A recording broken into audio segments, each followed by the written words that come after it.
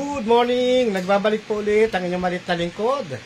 At ipepinix ko naman po sa inyo yung pong ating mga natirang mga gapis.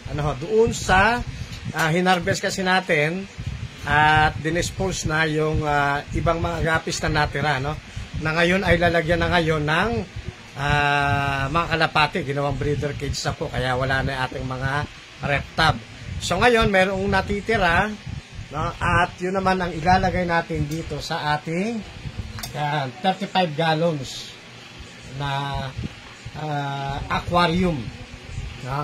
Yan. At ito yung mga natitira. Ayan, inano natin. Yun, binababad na natin para pamilyar na sila doon sa temperature. Para hindi sila ma-water shock. Then, lalagyan na rin natin ng asin. Ng asin. Kailangan po nila yan, yung asin. Para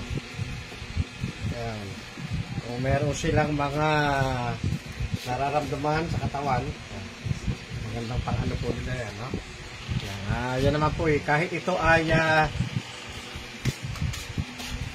nabubuhay sa tabang, yan ay kailangan po nila yan. Kahit maparami po ang asin, wala akong problema sa kanila po yan. So maganda pong ano yan nila. Yan, nilagyan na natin yung ating ilang accessories dyan. Para kahit paano meron silang okay. So yan. At mamaya-maya ay ilalaglag na natin yung laman ng ating mga gapis. Yan. Ito po ay ang strain po nito ay koi short body balloon. Yan, koi short body balloon. Yan na lang po ang natira, napakarami nating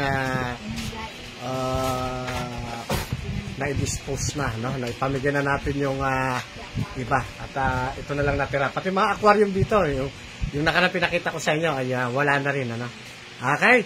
So, yan muna. Then, bitawan na natin.